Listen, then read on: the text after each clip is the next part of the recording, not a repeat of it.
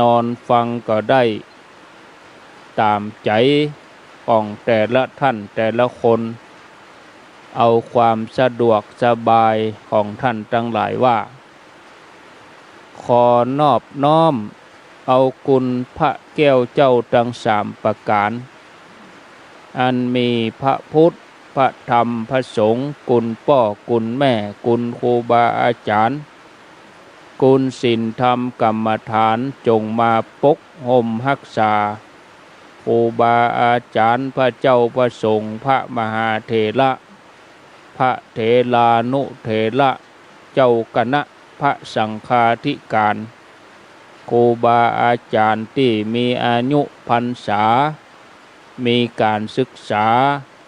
มีภูมิธรรมที่สูงกว่าเก้ากับผมที่เปิดวิทยุฟังอยู่ที่วัดที่วาเวลานี้เจริญปอนศรัทธาญาติโยมท่านสาธุชนคนดีผู้สนใจใฝ่ในธรรมทุกท่านป่อวิแม่วินักศีลนักบุญเท่าแก่น้อยใจยิงทั้งหลายที่เปิดวิทยุฟังอยู่ที่บ้านที่จองที่หอที่เฮือนอยู่ที่บ้านอยู่ที่ร้านอยู่ในรถอยู่ที่ทำงานอยู่ห้องครัวอยู่ห้องน้ำอยู่ที่ไหนก็ฟังได้มาปะกันในรายการเสียงธรรมแสงอรุณรายการเสียงธรรมแสงอรุณประจำวันนี้วันพฤหัสบดีที่9เดือนกันยายนพุทธศักราช2564วันนี้เป็นวันเดือน12เหนือขึ้น3ค่ำเดือน12เหนือขึ้น3ค่ำพร่ำว่าเป็นวันพฤหัสบดีมาปะกันตอนนี้เวลาตี5 นาฬิกาตี5กับ9นาทีรายการเสียงธรรมแสงอรุณนี้ดำเนินรายการโดยอัตมภาพพระครูอภิวัฒนวิกรมวัดปากตางเจริญตำบลดอยหล่ออำเภอดอยหล่อจังหวัดเชียงใหม่เป็นผู้รับผิดชอบดำเนินรายการตามกูเตื้อปกติตี5นี่ก็จะได้สวดธรรมจักรกับปวัตนสูตรแล้วก็บทแผ่เมตตาใหญ่หลายวันแล้วบ่ได้สวดก็ประมาณ1อาทิตย์วันพุธก็ก้อยว่ากันตามปกติเนาะสำหรับการสวดเกินชั่วโมงฟังธรรมะเกินชั่วโมงหลายท่านก็สวดคนเดียวได้แล้วหลายท่านก็ต้องเปิดใหม่ๆก็เปิดฟังเอาไปก็รับละก็มีเนี่ยบางคนก็สวดตัวบางคนก็บ่ได้สวดบางคนก็ทำงานไปตัวสวดไปตัวเปิดไปตัวก็เป็นที่อนุโมทนาก็แล้วแต่ แล้วแต่ความสะดวกสบายตอนนี้อาตมาภาพก็มานั่งจัดรายการนั่งอยู่ที่บริเวณดอยนางแก้วม่อนพระศรีสองเมืองอุทยานแห่งชาติขุนแจเขตรอยต่อระหว่างเวียงป่าเป้ากับอำเภอดอยสะเก็ดระหว่างเชียงใหม่กับเชียงรายสภาพอากาศตอนนี้อุณหภูมิณที่นั่งนี่19องศา19องศาแล้วก็ฝนก็ตก2 รอบตกแต่คืนนี่ประมาณ11 โมงเที่ยงเนี่ยแล้วก็ย่าง ยางแล้วก็มาตกตะกี้แถมกำก็หาปอกันระดับน้ำโอ้ก็ดีหลายอย่างฝนตกนี่น้ำก็มาเติมในแท้งแต่ว่าแม่แรงก็ลักกัวโอ้วันนี้ครูบาสังฆะศรัทธามาโอ้บัลลังก์จะได้คือรถอบต.เทศบาลจำเป็นได้รบกวนเปิ้นขนน้ำมาเติมแท้งให้แกโอ้ไปมีเทวดาเติมฮื้อหาใหญ่หาหลวงประเด็นนี่จะเต็มแล้วข้างแหมขีดเดียวแท้งจะเต็มแล้วโอ้น้ำจะได้ใจกุ้มอยู่วันนี้วันค่ำเนี่ยน้ำในห้องน้ำห้องยังล้างครัวล้างมือโอ้เทวดาโพดเนาะฝนตกมาเบเดนี่ก็ลดระดับลงก็บรรนักละญาติโยมทั้งหลายเบาบางไปเพราะว่านั่งอยู่ปื้นศาลานี่มุงอันแผ่นเม็ดท่านชิดก็มอกสังกะสีเนี่ยศรัทธาญาติโยมตกน้อยเป็นนักไปสะเตือกับฝนย่างแล้วลมมาลมปัดใบไม้น้ำที่มันค้างใบไม้มันตกลงมาก็เหมือนฝนตกแถมไม่ได้เนี่ยฝนย่างละแต่ว่ามันเป็นน้ำค้างใบไม้แหมสักกรรมกับลมมันรู้ลมแหงลมเย็นเนี่ยศรัทธาญาติโยมเนอะอาตมากับมีปัญหายังกูเตื้อนี่โอ้ถ้าเป็นเมื่อก่อนอากาศเมื่ออี้นี่โอ้เป็นฟูฟี่เป็นขอโทษเนอะเป็นจามเป็นไอเป็นน้ำมูกเพราะว่าเป็นภูมิแพ้ก็ถือว่าได้มาทดสอบร่างกายตัวเองก็มีปัญหาญาติโยมฟังเสียงก็คงจะฟังออกนะบ่มีปัญหาอุณหภูมิธรรมชาติแต๊ะๆนี่นะสูดอากาศได้เต็มปอดเลยทีเดียวเปิ่นว่าฝนน้ำนี่มันอยู่กับป่าเนาะโอ้กาตก25นี่ไปเติมน้ำในแม่น้ำกวงแม่น้ำแม่ลาวได้จัดนักนี่คนใจตึงเมืองนี่ศรัทธาญาติโยมโดยเฉพาะม่อนดอยที่อาตมานั่งอยู่นี่เป็นนั้นแหล่งกำเนิดเกิดต้นน้ำแม่กวงไหลไปทางใต้น้ำแม่ลาวไหลไปทางเหนือดอยม่อนนี่เป็นดอยผีปันน้ำแบ่งเกิงกันไหลไปทางไหลขึ้นเหนือก็เป็นน้ำแม่ลาวไหลไปทางใต้ก็เป็นน้ำแม่กวงนี่อันนี้ก็นอนอยู่ก็รับตื่นเดียวนะแต่กี้ฟังตุลุงว่าโอ้ตุลุงเปิ้นเปลี่ยนตี้ตุลุงเปิ้นเปลี่ยนตี้เปิ้นนอนบ่ค่อยรับแต่อาตมานี่ม้วนเดียวจบ ฝนตกยังบ่ฮู้แต่คืนนะแต่คืนนี่บ่ฮู้ได้ยินตุลุงอู้บ่ได้แต่ตกนักว่าตุลุงว่าโอ้รับอันล้ำเหลือเฮาเหมือนเฮาปิดสวิตช์รับปุ๊บรับก็รับเลยโอ้พอดีนอนใกล้ที่นั่งครูบาอาจารย์โอ้อันเกียมไว้แต่ว่าลมปึ้งพัดหรือว่าวีตลปัดที่เปิ้นเอาปั่นศีลนั่นนะมันตกลงมากับบัดถูกอันมุ้งที่นอนได้ก็วิดไปหน่อยเราบ่ฮู้หรอถ้ามันถูกก็ฮู้มันบ่ถูกเลยบ่ฮู้ตัวลุงเปิ้นจะเข้ารายการตี 3กับตูนพร้อมเปิ้นน่ะตี 2กึ่งตื่นมาโอ้ครัวหยังก้นเบ้อเป็นว่าตัวลุงฝนลงลมแห้งอาตมาบ่รู้เรื่องหลับก็คือเฮามีหยังบ่ได้คิดหยังบอกรับจบปุ๊บแต่ห้าบัดเดียวนี่ฮู้เพราะว่านั่งดูนั่งพอระบบตุลุงตะกี้ก็ ช่วงตุลุงอู้สักตีสามเกิงก็ฟังเปิ้นตีสี่ก็ก็หนทีก็เก็บผ้านวมผ้าตวบเก็บหมดละเก็บเป็นยังโอ้หนาวเลยเอามาเตะแหมรอบ เอาผ้านวมมาเตะแหมรอบไปเลยก็ตุ้มผ้านวมนี่ตุ้มผ้า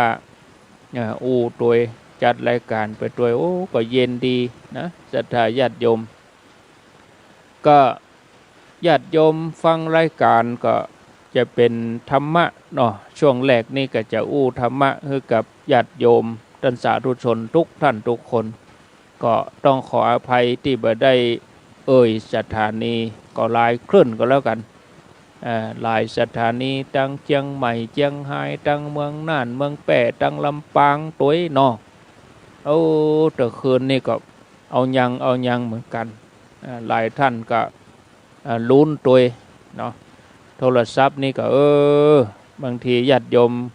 อาตมากำลังอู้อยู่ก็ถ้าญาติโยมเขาโทรมานี่มันจะยุ่งทำให้ระบบอินเทอร์เน็ตมันล่มบางทีอินเทอร์เน็ตมันมาบัดเต็ม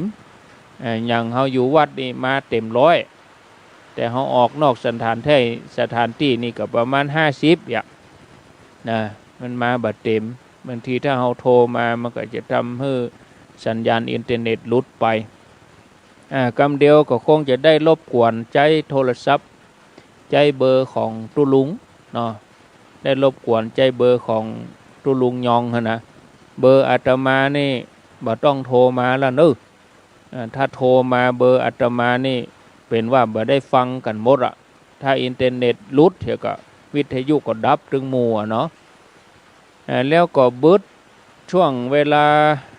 วันนี้วันพัดเนาะช่วงเวลาบ่าย3 ถึง 5 โมงบึดมาหนึ่งในวัดฝ่ายหินแล้วก็เครือข่ายขึ้นสีขาวนี่บางสถานีที่เปิ้นรับอยู่ก็ฟังบรรยากาศในงานก็แล้วกันเพราะว่าอาตมาบ่ได้อยู่วัดก็ช่วงบ่าย3 ถึง 5 โมงก็ติดตามฟังบรรยากาศในงานเนาะส่วนเวลาอื่นๆก็ตามเวลาของสถานีเปิ้นปกตินะ8 โมงก็ฟังตุลุงเทปของตุลุง9 โมงก็ฟังรายการปกติของสถานีเปิ้นไปบ่ายสามก็ก้อยมาฟังกัน3 โมงถึง 5 โมงแรงเนาะศรัทธาญาติโยมฟังบรรยากาศในงานที่นี่ที่วัดฝ่ายหินแล้วก็ทางเมืองฝางก็จะได้ฟังตัวยจากบดีก็ญาติโยมทางเมืองฝางก็อาจจะถึงบ้านพูดแล้ว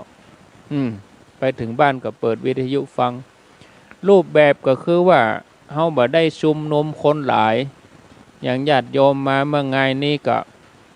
จังเวียงเป่าเป้าเบิ่นก็ทยอยมาเสร็จชัดเรียบร้อยก็มาเขียนแผ่นดวงแผ่นหยังเอามาใส่แล้วก็ปิกบ้านไผมาซุบตัดเวลาใดไผมาตัดเวลามาตอนกี่ข้าวตอนแล้วก็ปิกเอาบ่ได้อยู่ร่วมพิธีเพราะว่าอยู่ไกลอย่างญาติโยมอยู่เชียงใหม่อยู่ด้วยรออยู่จอมทองเนี่ยเขาจะไปรอพิธีเปิ้นกับป้นอากา2 ทุ่มประกาศถึงบ้านน่ะเนาะจากนั้นก็วันนี้มาทยอยมาทยอยแล้วก็เอามาเขียนแผ่นดวงแผ่นอย่างเขียนตัวเก่าลูกข้างหลังแล้วก็เอาไปใส่ในหลุมคนเดียวในหลุมจีละเลิกนะเอาไปจอมคนเดียวเลยเอาไปใส่คนเดียวเรียบร้อยยกมือ10 นิ้วสาธุกำนั้นก็กลับบ้านได้ทยอยกลับหมู่ใหม่ก็มาแถมหมู่เก่าก็ปิกไปบ่ได้จึงกันอยู่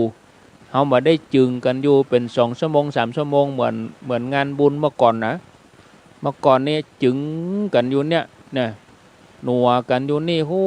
มีซอมีหยังนั่งพอซอพ่องยังพ่องนี่นะบ่มีเด้อบะหมี่ฮื้อจึงกันอยู่บะหมี่ฮื้อนัวกันอยู่นะอันนี้เคารพในกติกาสังคมเคารพในมาตรการถ้าเฮาร่วมมือกันได้อย่างดีงานออกมามีปัญหาเฮากันนี่เฮาจะได้รูปแบบการจัดงานแบบใหม่รูปแบบใหม่อย่างเฮาจะจัดกันวันเนี้ยก็มีการร่วมกลุ่มกันเกิน500-600บ่มีแต่คนเนี่ยจำนวนนักก็จริงแต่ว่า มาปุ๊บก็ไปมาปุ๊บก็ไปอย่างบางคนอย่างวันนี้ก็มีแต่คืนก็ยังมาหมู่ที่เปิ้นไปโอ้จะไปเอวหายแม่หงยาสวนดอกขาปิกมาแว่เนี่ยมาแว่แล้วเปิ้นก็ปิกบ้านเนี่ย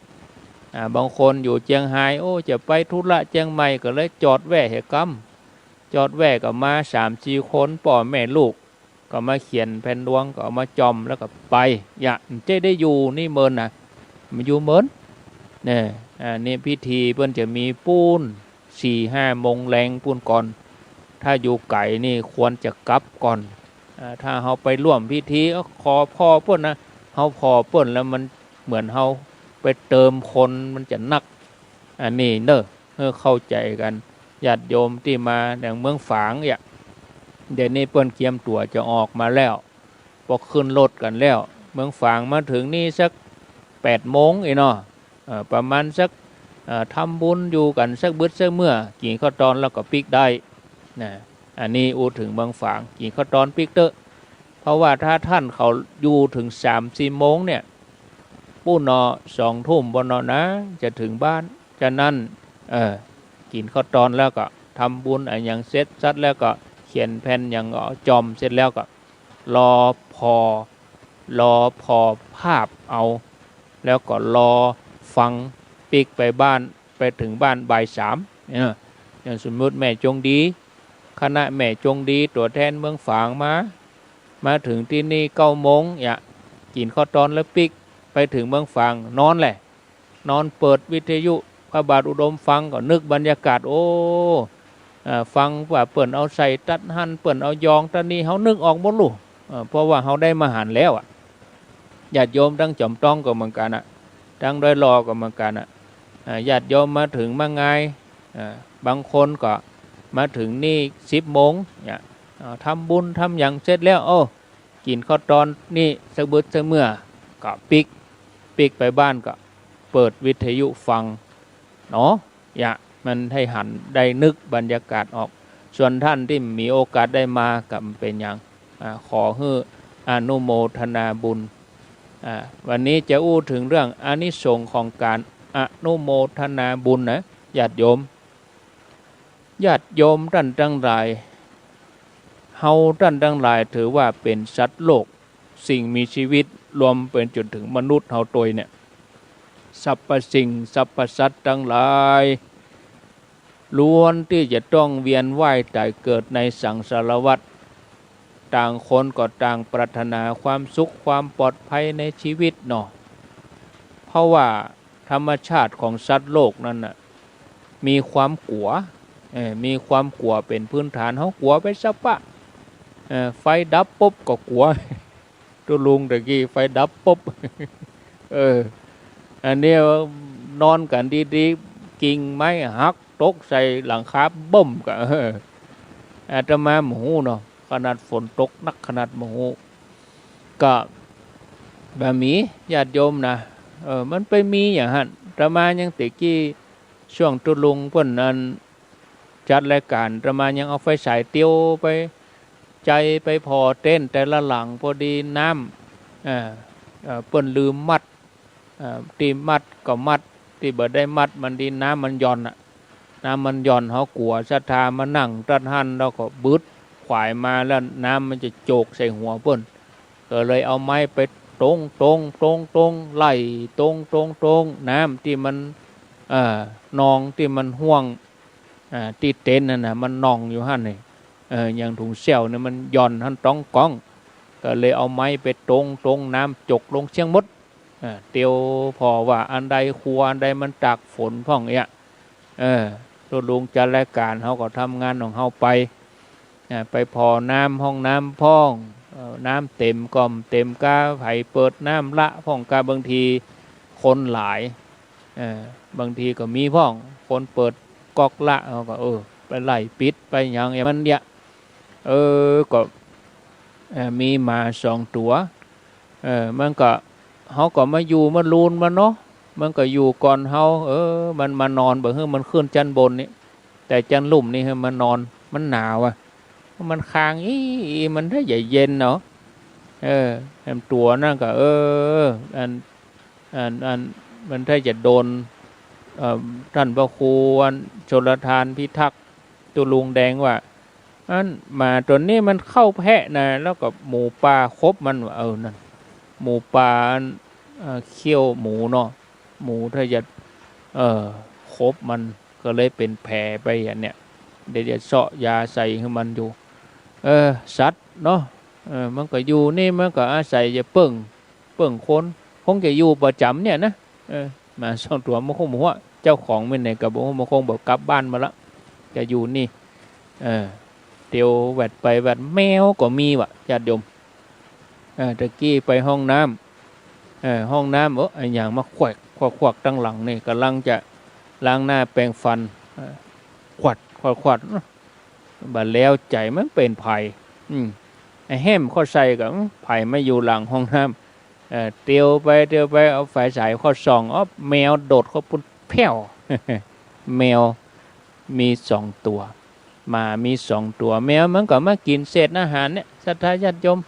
โอ้ถ้าเป็นคนขี้กลัวนี่แอนแล้วกะ แอนแล้วเนาะแต่คืนยังมีโยมเพิ่นมาเอว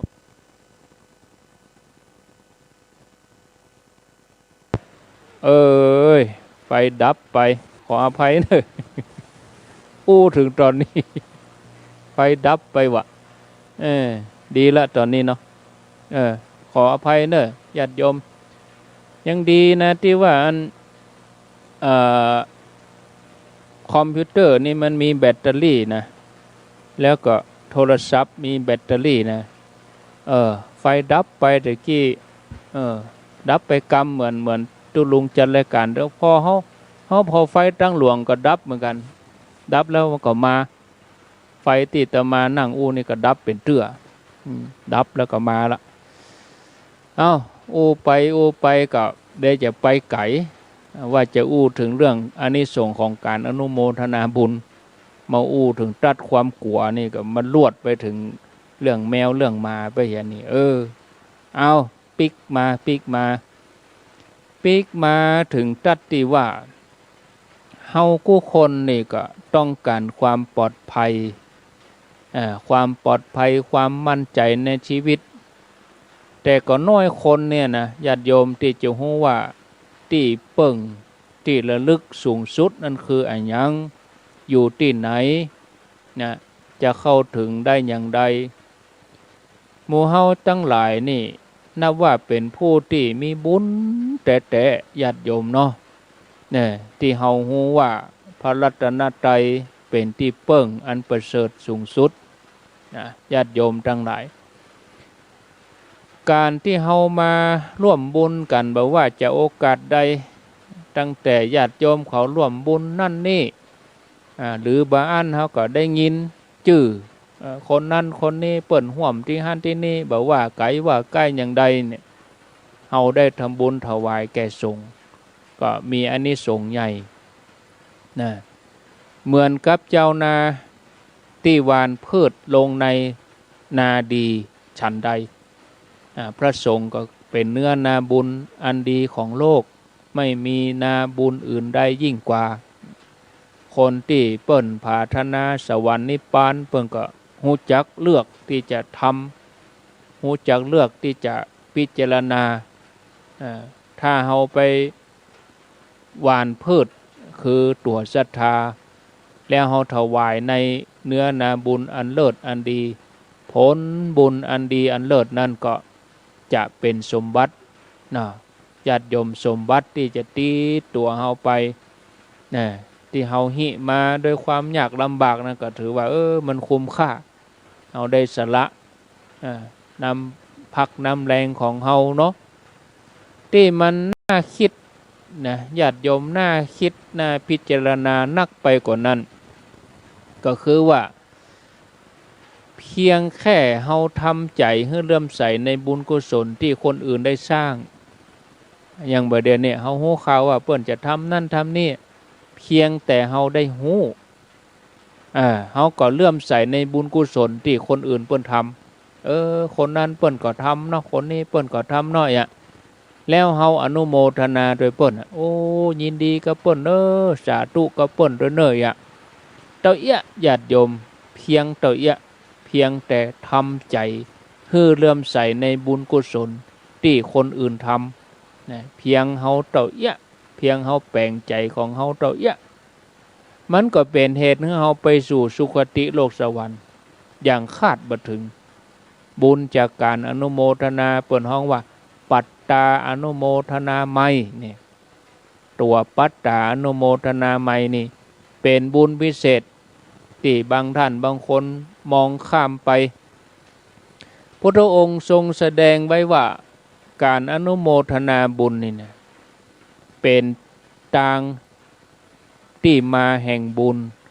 เพราะเป็นหนึ่งในบุญกิริยาวัตถุ10อย่างก็เลยเป็นสิ่งที่เฮาทั้งหลายควรจะให้ความสำคัญแล้วก็ให้อนุโมทนาบุญตัวเมื่อคนอื่นเป็นได้ทำความดีอย่างเรื่องที่จะเล่าให้ฟังดังต่อไปนี้เรื่องนี้เกิดขึ้นในสมัยพุทธกาลญาติโยมท่านผู้ฟังมีมหาอุบาสิกานางวิสาขานี่นะไผ่โมหูจักนางวิสาขาก็โอ้คงจะบาใจเจ้าพุทธละกะเนาะหูจักกันหมดอะนางวิสาขาเปิ้นเป็นมหาอุบาสิกานางวิสาขานี่เปิ้นได้สร้างวิหารถวายเป็นทานมีพระพุทธเจ้าเป็นประธานเปิ้นได้สละเครื่องประดับมีก้าถึง9 โกฏก่อนโลโอ้สร้างปราสาทหลังใหญ่ไว้เป็นที่ประทับพระพุทธเจ้าพร้อมกับเป็นที่อยู่ที่พักของภิกษุจำนวน1 ปันเป็นห้องนะญาติโยมโอ้เปิ้นได้สร้างได้แปลงการสร้างวิหารเป็นทานของนางวิสาขานี่ใช้เวลาแปลง9 เดือนก่อนเนอะโอ้9 เดือนก่อนถึงจะสำเร็จจากนั้นก็มีการเฉลิมฉลองการทานในการสร้างวิหารนี่ใช้เงินแถม9 โกฏนะนางวิสาขาพร้อมกับบรรดาคนใจบริวารจำนวนนักก็พากันมาชื่นชมปราสาทได้หันความสวยงามก็อนุโมทนาคนทั้งหลายที่ไปหันบรรดาบริวารตลอดจนถึงเปื้อนของนางวิสาขาบอกกองไปหันวิหารไปหันเสนาสนะที่นางวิสาขาสร้างเป็นเจ้าภาพสร้างโออนุโมทนานะนางวิสาขาก็อู้กับบรรดาบริวารกับเจ้าโมว่าพวกเธอจงอนุโมทนาในบุญที่ฉันทำขอเนี่ยให้เธอทั้งหลายอนุโมทนานะฉันขอให้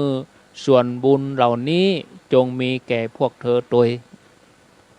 บรรดาหมู่บริวารแล้วก็เพื่อนของนางวิสาขาเจ้าโมก็โอ้ต่างก็มีความเลื่อมใสเนาะอนุโมทนาว่าพร้อมกันว่าสาธุสาธุเนี่ยญาติโยมคำว่าสาธุนี่นะไฟมโนหกดับไปเนอะญาติโยมเนอะสาธุสาธุนะโอ้เปิ้นเนี่ยอย่างกันนี่มันจุ่มเย็นโอ้เปิ้นกินเปิ้นทานเปิ้นทำบุญกันรู้เทวดาก็ได้รับรู้สาธุเปิ้นเนี่ยอย่างกันเปิ้นทำอย่างกันเนี่ยดีแล้วสาธุนะญาติโยมในบรรดาเปื้อนของนางวิสาขาทั้งหมดก็มีแม่หญิงคนหนึ่งนะแม่หญิงคนนี้นี่โอ้ใส่ใจในเรื่องของการอนุโมทนาบุญเป็นพิเศษนะตัวเธอรู้สึกว่าเลื่อมใสเสมือนว่าตัวเองได้ทำเนี่ยเหมือนว่าตัวเองได้ทำเหมือนกับตัวเองทำด้วยมือญาติโยมความรู้สึกอย่างนั้นเหมือนญาติโยมเขาที่ตั้งใจที่จะทำเหมือนเขาได้ทำเนี่ยเปิ้นทำก็เหมือนเขาได้เนี่ยได้ทำถึงแม้เขาจะทำด้วยการยกมือ10 นิ้วอนุโมทนาบุญโดยเปิ้นก็ตามเปิ้นทำก็เหมือนเขาได้เนี่ยได้ทำหมดเนาะเนี่ยทีนี้ก็ เมื่อเพื่อนของนางวิสาขานี่ละโลกไปแล้วหมดอายุสังขารจากโลกมนุษย์ปรากฏว่าได้ไปเกิดในสวรรค์จันดาวดึงส์ปุ่นโอ้โดยอานุภาพของการอนุโมทนาบุญเพียงแต่อนุโมทนานะญาติโยมสาธุกับเปิ้นนี่นะโอ้เสมือนตัวเองได้ทำญาติโยมลองนึกภาพว่าปีติมันจะนักขนาดไหนเนาะเสมือนว่าตัวเองทำด้วยตัวเองไปเกิดบนสวรรค์จันดาวดึงส์โดยบุญญาณุภาพของเธอปรากฏวิมานหลังใหญ่สูงถึง16 โยชน์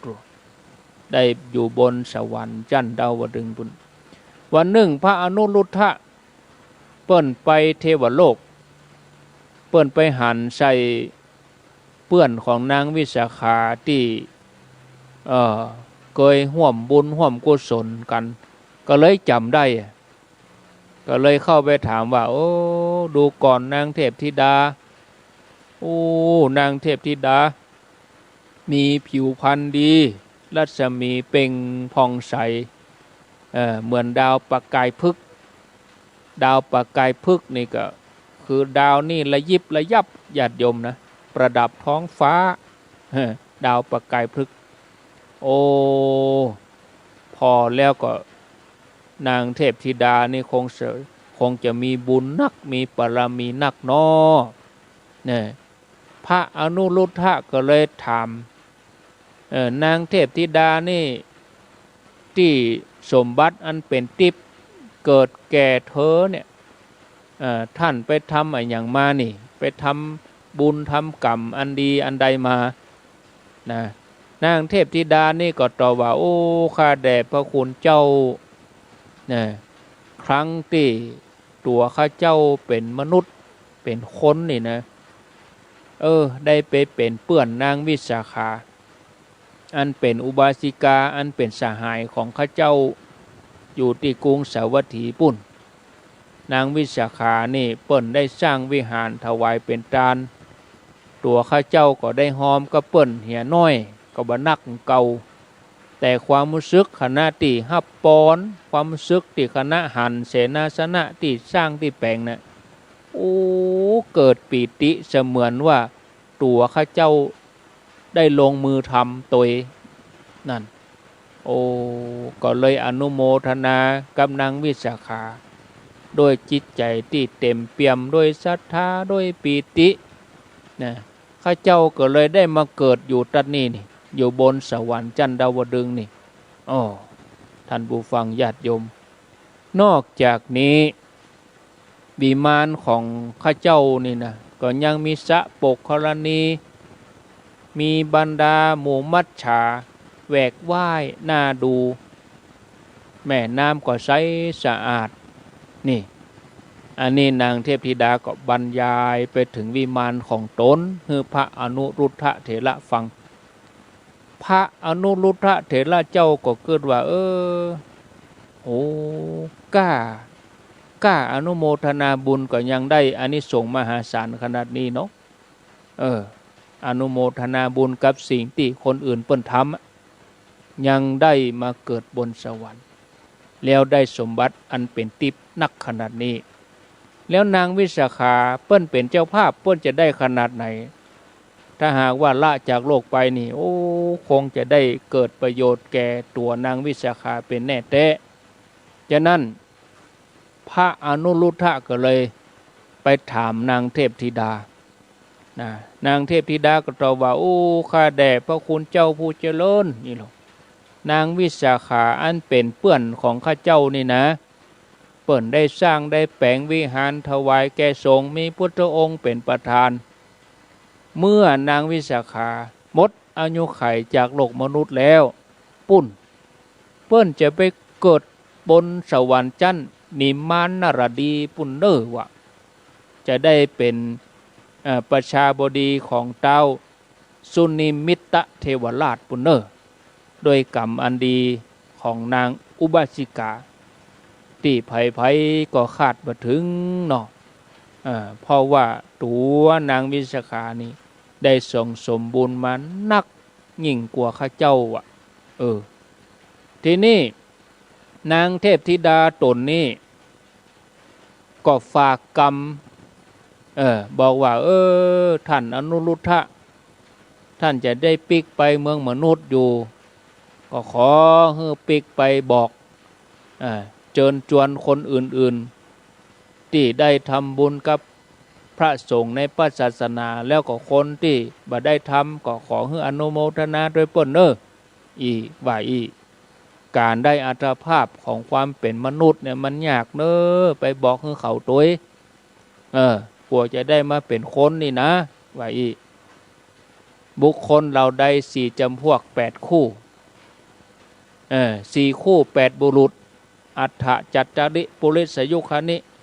เนี่ย4 คู่ 8 บุรุษ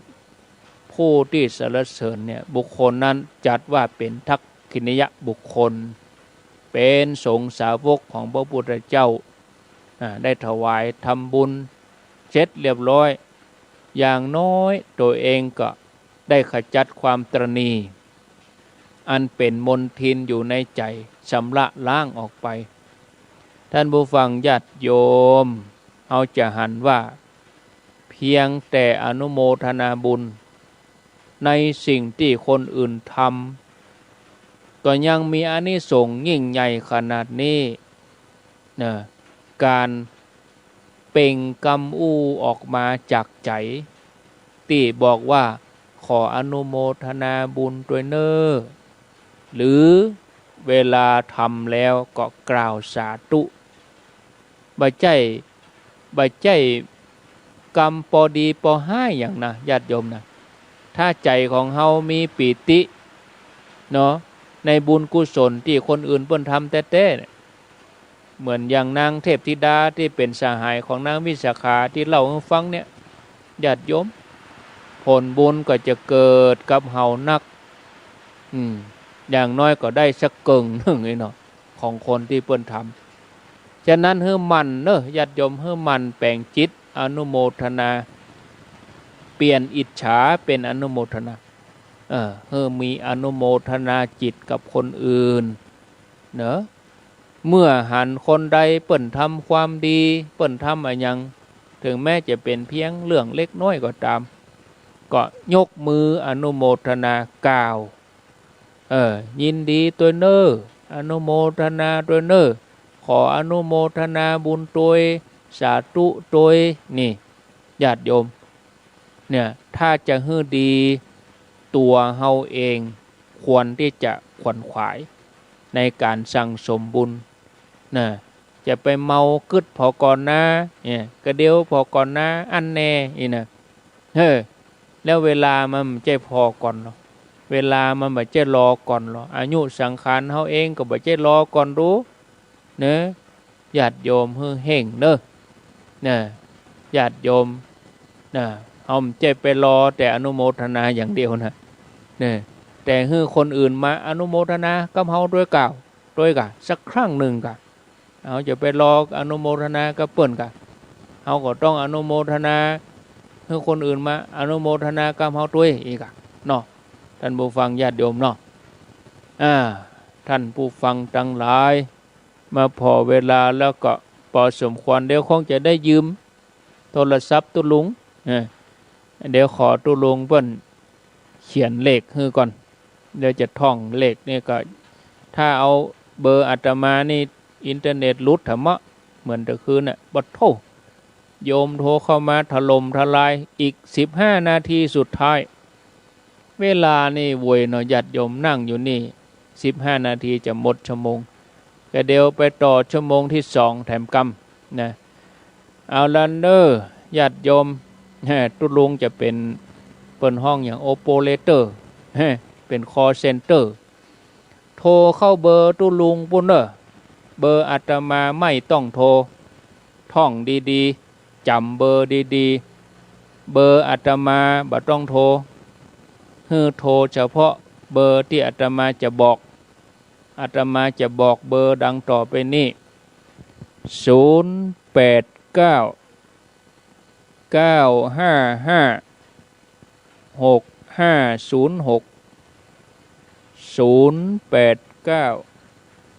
955 6506ฝนก็เอี้ยนก็ยุดพอดีเนาะฝนยุดละ089 955 6506อ้าวจะอู้จะจาก็เจริญปอนเข้ามาช่วยกันอู้ก็เดี๋ยวจะไปต่อแหมชั่วโมงอยู่ความจริงแล้วชั่วโมงที่2วันนี้วันพัดก็เป็นท่านมหาสมชาติวัดหนองยาวอำเภอเวียงป่าเป้าแต่ว่าเป็นรายการพิเศษอาตมาก็จะดำเนินรายการประคับประคองแตนไปจนถึง7 โมงกับพักฟังข่าวเดี๋ยวขออนุญาตเนอนี่นะโอ้หลุดไปละมาใหม่เนอ089เจริญปนครับสวัสดีครับป่อบุญธรรมกะครับผมฝนตกอ่ะตกแล้วพุ่นเวลาที่ปีก่อนหน้ามานี่ฝนตกอ่ะตกตะกี้นะหยุดละเดี๋ยวนี้ครับหยุดแล้วบ้านที่ก็ตกเหมือนกันครับหยุดแล้วเนาะครับหยุดแล้วครับโมทนาเนอครับกาไว้สาครับสายต่อไปเจริญปนครับผมกาไว้สาครับเน้นลักว่าจะได้โอ้ที่นี่ฝนตกหนักเลยเดี๋ยวนี้นะตกพ่องยั่งพ่องอะกะครับที่นี่กำลังใส่มันอย่างนักเนอะธรรมชาติเปิ้นตกมาเตอะครับวันนี้กับเป็นกำลังใจท่านอาจารย์นะครับมันเป็นปกติครับผมหน้าฝนและฝนบ่ตกนี่ก็มันผิดปกติครับผมมันเป็นปกติสายต่อไปเจริญปนไปสาเจ้าโทรจากไหนเลี้ยงบ่เป้าจ้ะเลี้ยงบ่เป้าบ้านอย่างมันกว้างล่ำไปโป่งหนองโป่งหนองกะฟังชัดเจนดีกะชัดเจนดีเจ้ายินดีนักเด้อโมทนาคนน้อยเอาคนน้อยเจริญปนว่าสาเจ้าโทรจากไหนจะฟังอยู่เนอะตั้งแต่เมื่อ13โทรจากไหนแม่จะรู้น่ะเจ้าน่ากะต้องแนะนำตัวเพราะว่ามันเปลี่ยนสถานที่แล้วก็หูฟังก็คนละอย่างโทรศัพท์ก็คนละอย่างมันเสียงเพี้ยนไปประจำประจำเจ้าในใจเบอร์ตุลุงถ้ากำลังใจนะเจ้าอยู่2ลูก2องหลายอยู่ข้างกลางนี่ก็หลายอยู่มีหลายอยู่เพิ่นขับรถวุ่นอยู่รถอดอยู่มาละเจ้าโมทนาดีใจเจ้าสายต่อไปเจริญปอนแนะนำตัวเองตัวเนอไว้ครับพ่อโหโทรจากไหนที่ไหนวันนี้ฟังอยู่นะครับกับเจ้าแล้วเนอจะบ่ต้องโทรเบอร์อาตมานะคือโทรมาเบอร์ที่อาตมาบอกไว้นะครับเบอร์โทรเบอร์เนี่ยครับเบอร์ทุลุงเนี่ยครับหมายถึงคนอื่นปุ้นใจน้องเบี้ยวคนอะไรก็ครับไม่ใช่น้องเบี้ยวหมายถึงคนอื่นปุ้นก็โทรมาอยู่ติ๊กโทรเบอร์นี้0899556506หมายถึงคนอื่นๆเบอร์ที่อาตมาบ่ได้บอกห้ามโทรโทรที่บอกจะไปโทรเบอร์อาตมานะโทรเบอร์นี้นะอินเทอร์เน็ตมันรุดเลยมันจะยุ่งหมู่เนอะ0899556506เจริญปนเอาไว้ตาเจ้าท่านว่าจะได้ชัดเจนดีเจ้าโทรมารายงานว่าชัดเจนดีถึงแม่ว่าอยู่ตั้งชัดเจนนี่อยู่ที่ไหนชัดเจนดีเจ้าอยู่หลุมบ้านต้องปลอดฝนค่ากลัวกันลงทับกิ่งไม่แห้งยึดป้าจับโต้อีกไปหาเนื้อเจ้าสายต่อไปเจริญปนกับภาษาเจ้าให้กำลังใจทุลุงเนอโทษจากที่ไหนให้กำลังใจท่านพระครูจะฝางนะคะเมืองฝางไผ่แม่ปราณีแม่ปราณีเจ้าฟังได้ไปเจ้าแล้วเด้อฝนยุดแล้วก็ต้องปุ่น ทั้งเพศได้มาตกนะเจ้ามาตกอ่ะอ๋อโยมดีมีสุขต่อไปเจริญปนไอ้สาเจ้าท่านพระครูโตจากที่ไหนบรรลุสมบูรณ์เสร็จนครเพื่อเสียหมจะว่าน้ำปางเจ้าแจ้โฮมได้ยินทีก็ฮะได้ยินชัดเจ้าชัดแจ๋วอยู่เนาะเจ้าขอบคุณอนุโมทนาบุญด้วยเจ้ายินดีเนอะเจ้าตะกี้หนาวอยู่แท้ๆบ่กองรับโทรศัพท์ฮ้อนเลยเจริญปนไว้เสียครับผมท่านพระครูอยู่ที่ไหนฮะอันนี้อยู่เราประแฝงไม่แวงครับผมได้ยินชัดเจนดีครับผมฟังสถานีไหนฟังสถานีของน้ำบ่อหลวงครับผมน้ำบ่อหลวงกะครับชัดเจนดีเนาะครับชัดเจนเหมือนอยู่ใกล้ๆกันนี่ครับโอ้ดีแท้ๆน้ำบ่อหลวง103คะแนนเนี่ยตั้งแต่ก่อนเดียวนะมันไม่ใช่ตกวันค่ำนะครับตกเดี๋ยวมันก็ย่างตกได้หยุดได้เนาะตกมาน่ะดีเป็นธรรมชาติเปิ้นฝนตกหน้าฝนต้องฝนตกอ่ะหน้าฝนจะเป็นแรงจะได้อ่ะถ้าแรงก็ผิดปกติอ่ะเจริญปนเจ้าปิดวิทยุก่อนฮะจากไม่ต้มเจ้าพระบาทห้อยต้มกะเจ้าฟงกำลังตกคือเจ้าที่เมืองลี่ปุนาเจ้าฟังสถานีพระธาตุ5 ดวงกะเจ้านี่อยู่พระบาทห้วยต้มเนาะจกดีอนุโมทนาบุญตัวเน้อเจ้าคนตกได้แต่ตี 1ยังมันย่างเลยเจ้าควายก็ย่างละคนจะไปย่างการอยู่ย่างอยู่เน้อคนจะไปย่างการทำงานก็จะหยุดอยู่เน้อ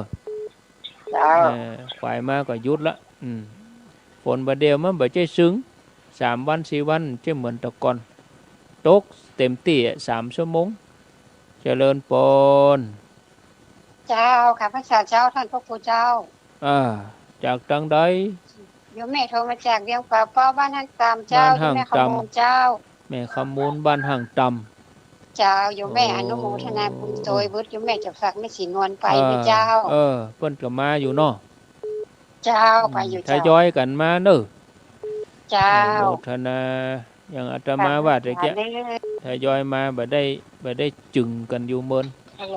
กลับไปศาลเจ้าท่านพระครูเจ้านี่แม่เรนูบ้านร้องนองชัยนะเจ้าว่าจะได้ให้กำลังใจเจ้าตั้งอนุโมทนาบุญกันนะเจ้าสันกำแพงบนตกอ่ะฝนเจ้าตกอยู่สุยๆนะเจ้าสารปีนะเจ้าดอนใจสารปีเนาะเจ้าแม่ไปบ้านอันบึด3 โมงก็ลองเปิดฟังก็นึกภาพเอาเนอะเจ้านึกภาพเอาเขาได้มาหันแล้วลูกเนาะเจ้าโมทนากลับไปศาลเจ้าเจริญปนไว้สาเจ้าแม่แก้วบ้านกอกนะเจ้าแม่แก้วบ้านบกกอกนะเจ้าบกกอกละปูนเนาะเจ้าจำอาจารย์ต้องจำแม่นะคือแม่จะซื้อเนาะจำได้กะเขาใจซื้อแม่แก้วดีกว่าแม่แก้วนะต่อจากแม่เนาะเขาซื้อแม่ดีกว่าเนาะง่ายดีแม่แก้วนะง่ายดีอยู่แล้วเจ้าไว้สาเจ้าจะห้องเป็นนะเจ้าแม่แก้วเจริญปนติดแล้วเนอะอยู่ที่ไหนฮะสันปะตองเจ้าสันปะตองบ้านหยังจ้าบ้านสันปะตองเนี่ยเจ้าสันปะตองเนี่ยได้ยินชัดก่อนนี่เจ้าได้ยินชัดเจ้าฟังขึ้นห้องงัวนี่ก็ว่าห้องลุงดมฟังห้องลุงฟังโทรศัพท์นี่เนาะเจ้าห้องห้องงัวก็ว่าห้องลุงดมฟังคลื่นไหนฟังคลื่นห้องงัวนี่สาธุมันเป็นอย่างเนอะเจ้ายมฟังสถานีไหนก็มันไหลมาจับกะขึ้นไหลจับเจ้าขึ้นอย่างกับหมูเขาไหลจับก็เขาก็ฟังเนาะได้ยินทีดีก็ ดีเจ้าฟังมาเมินแล้วก็ ฟังเมื่อเจ้านี่บัดได้ โอ้ เจ้า ไหลมาจับอีเนาะโอ้ เจ้า เป็นหน้าบุญเนาะเนอะ เจ้า ขอบคุณได้ฟัง เจ้า เรื่องนางวิสาขาเนาะ เจ้า ปุ่นอนุโมทนาบุญกับเปิ้นปั้วไปอยู่ดาวดึงส์ปุ่นนะ เออสาธุอีนะเออมีจิตมีจิตมุทิตามีจิตมุทิตาก็เฮาได้ยินว่าอนุโมทนาบุญด้วยเปิ้นเด้ออีนั่นน่ะนี่แต่เฮาต้องจิตเฮาต้องนิ่งนะเฮาได้ยินได้ฟังจิตเฮาต้องนิ่งตัวเฮาบ่ต้องไปว่าไปญะก็ญะไปเตอเองเดี๋ยวไปว่าเฮาบ่ทำเฮาก็บ่ต้องว่าหยังเฮาก็อนุโมทนาบุญเสียนะอันนี้นี่แปลงจิตของเฮาให้มีมุทิตาโอ้ตีนฟ้ายกแล้วรู้นี่โอ้เหมยมาแล้วเป็นหมอกเป็นเหมยมาแล้วญาติโยมเอาไว้เตออีก่อนสำหรับการรับโทรก็เดี๋ยวเอาไว้ช่วงที่2เนาะพอเวลาแล้วก็พอสมควรขออนุญาตได้ล่ำลาที่ 104.5 ถอยเวลาคืนสถานีเปิ้นก็ฟังหลวงพ่อท่านพระครูวิสิตศิลาภรณ์วัดวังสิงคำส่วนธรรมาภาพก็เดี๋ยวจะอยู่กับญาติโยมแถม1 ชั่วโมงที่เครือข่ายขึ้นสีขาวเนาะก็ขอกราบขอบพระคุณท่านอาจารย์พระครูสมุวิสุวัตรวรกิจโจที่ท่านได้ให้ความเมตตาเชื่อมสัญญาณเอารายการนี้ไปสู่ผู้ฟังทางบ้านขอบคุณสถานีตั้งเมืองฝางปุ้นตัวเนอร์นะที่เปิ่นได้เปิดตั้งแต่ตี 3มาจนถึงเวลานี้พอสมควรแก่เวลาขอนำรายการจากลาไปก่อนโชคดีมีใจอายุวันโนสุขังปะลัง